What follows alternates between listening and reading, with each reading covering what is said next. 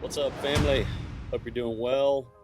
I wanted to make a quick video for all the contractors out there. Three marketing mistakes every contractor needs to avoid. Number three is the most important. Um, why should you listen to me? I've been doing this since 2005 for almost 20 years, specifically for local service businesses, contractors, home services, etc. Whether you work with me or someone else, this information is important. After helping thousands of contractors all over the country, this is info you can take whether you work with me or someone else. Just see a lot of noise out there, man, and this is not. This is going to be all value, okay? So the first thing, listening to the wrong advice. There are a lot of people out there right now that go watch a couple of YouTube videos and then post all over social media that they're a marketing expert. All right. So you listen to the wrong person and go down the wrong path. You're not only out time, you're out money.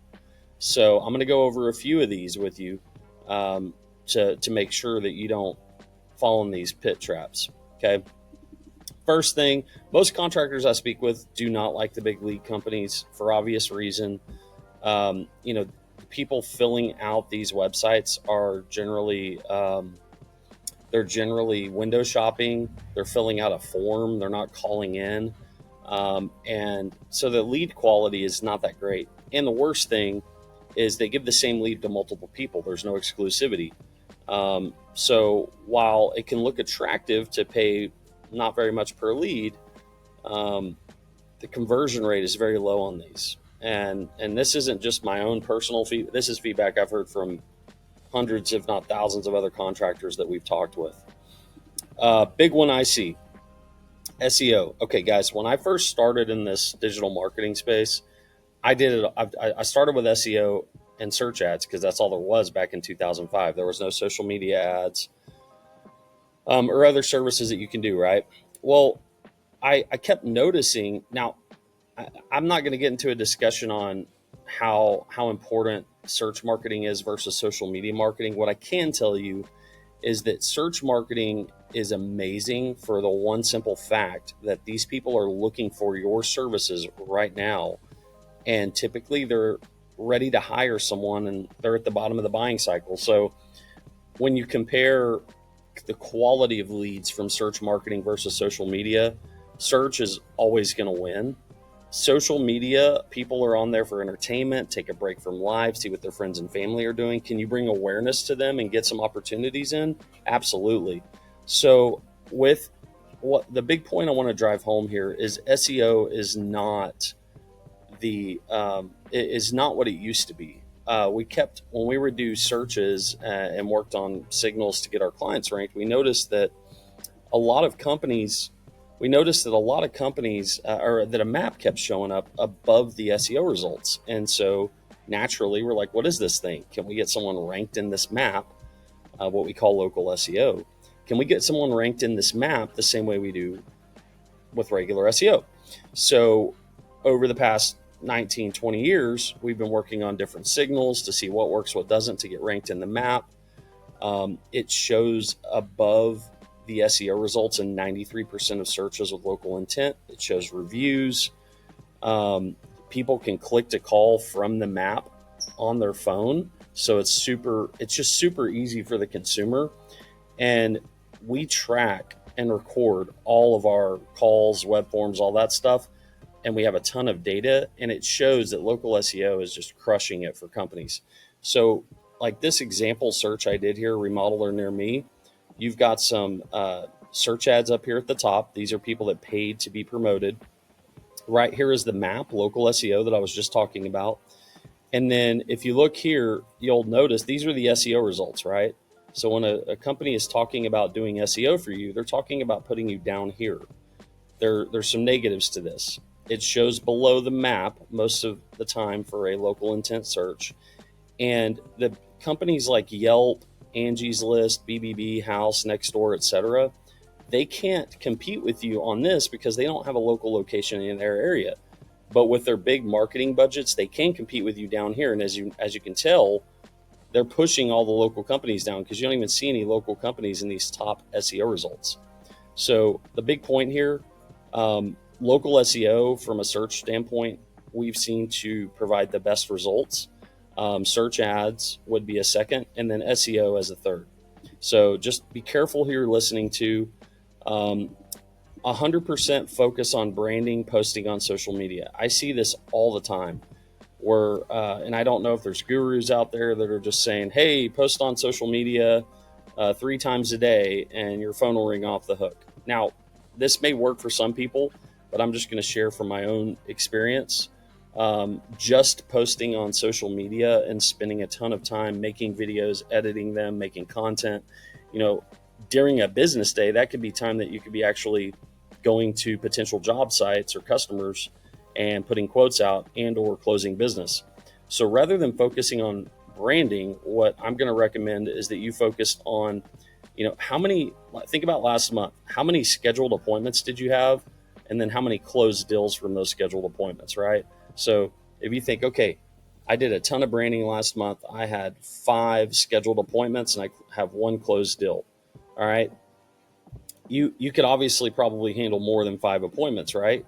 And more appointments is going to get you more closed deals. And this saying that we say here is sales fix everything. And it's the truth. So branding will naturally come as you do more sales. People are going to give you word of mouth referrals. They're going to see your truck at client's home. You can obviously do posts, but the focus needs to be on scheduled appointments and closed deals, and the branding will follow, not branding first and spending a ton of time doing that. The last bit of wrong advice that I see a lot is, hey, just do what we did, before technology and just build up your business, over 20 years like we did on just word of mouth. This is the worst advice I've ever heard. I mean, there are companies that didn't have digital marketing, and then a few months later, they go from 30K a month to 100K a month. To go from 30K a month to 100K a month, waiting around for word of mouth referrals is going to take way longer than that. So this is not, is word of mouth powerful? It is, but you're only dependent on your own personal network. When you do digital marketing, for example, you are going outside of your personal network and getting more opportunities in. And then once you do great work for them, then you can get word of mouth referrals from those people outside your network, and exponentially you can grow. Okay. Number 2, hiring the wrong marketing agency or marketer. I see this all the time too. Do your due diligence. Okay. The cheapest does not always mean the best. Most reputable marketing agencies that I've seen over the past 20 years are going to be charging anywhere from 1 to 2K a month up to 10K plus a month, depending on services offered.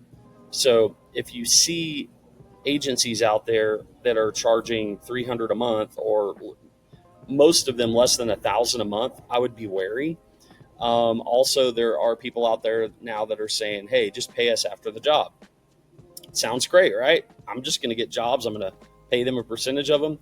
But how many of them actually deliver? I've talked with a lot of these guys that say, yeah, I'm going to go with them. They're going to do pay per job. Follow them up with them 3 months later. Yeah, they never delivered anything. Let's revisit our conversation. So some things to look for. Do they have video testimonials with actual contractors just like you? Not their friends or family or any of that stuff, but actual people. Okay. Do they have references? Again, not friends or family, but people that just like you that worked with them and their business grew. Do they have proof of results that they can show you? And even like on a video screen share, show you proof of results. Results are all that matter. And I'm not talking about clicks, likes, and impressions, because those don't matter. What matters is qualified leads that turn into sales. Do they have proof that they can generate qualified leads? Do they record phone calls? Do they have web form submissions that are tracked? This is just an example, but like this company right here that we work with, it says 154 calls, but those aren't leads. Those are just 154 calls. If we go into reports for them, go to leads last month, and then we go lead score as qualified, that now goes down to 32. And these calls are recorded. We've listened to them and marked them qualified. And then conversation type, if that lead calls in 5 times, it's not 5 leads, it's 1. So we'll do first time conversations. So this customer got 30 first time qualified leads last month. they're getting accurate data, and they can then from this, which this ties into number 3, which we'll be at here in a minute. This also ties in with how they can help determine ROI and see if what they're investing in is actually working. Okay. Do they have a guarantee? Some companies out there do, some don't. Our company has a guarantee. If you don't get results, you don't pay. And that's just how confident we are in the services that we offer. And we're putting our money where our mouth is. How long have they been in business? So how long have they been doing this? I've been doing this almost 20 years. Most, even reputable companies haven't even been doing it this long. I would say you want to work with somebody that's been doing this for at least 10 years. Do not hire somebody that's been doing this for a couple of months, a year, 2 years, 3 years. I would hire someone that's been in business a while and can show proof of results and have references and all that. Somebody that's been doing this for 2 or 3 months might be cheaper, right? But they're not going to have all this stuff to prove results or have references of you don't. You go to if your kid needs a heart transplant, do you want to go to the doctor out of school and be his first patient, or do you want to go to the doctor that's done 10,000 heart transplant surgeries and has it down, right? It's the same thing. Your customer wants to work with you because you've done it multiple times and you know what you're doing and you're experienced, instead of the new guy that just got started that's cheap. It's the same in the marketing world. You don't want to hire the new guy or the cheapest guy. There's a reason that they're the cheapest. They either can't get results or they're new and inexperienced. Okay. The last one here, number 3, not knowing your numbers. This is the most important thing you can do as a business owner. I'm going to give you some info here to track with, whether you work with a marketing agency or if you're doing it in-house. The info I got some examples below that I'll show you, but how much did you invest in your marketing? You need to know that. How many qualified leads did you get? Not how many calls. If you got 10 calls, okay, are those calls recorded? How many of those 10 calls were qualified? Let's just say there's 5. Well, that's a big difference. 5 qualified leads versus 10 phone calls, 50% were qualified. And then what's your cost per first time qualified lead, right? How many qualified leads turned into closed jobs? What's your close rate percentage or your teams? What's your average job value? And what's the total dollar value in closed jobs? And then lastly, with all this data, you can determine ROI. So I'm going to give you a couple examples. Let's say you work with a reputable marketing agency and you're paying them $2,500 a month, right? They're doing local SEO, whatever. They're doing paid ads. So you're $2,500 to them, 1,000 ad spend. You get 30 leads, 30 first-time qualified leads. That comes out to $116 per first-time qualified lead.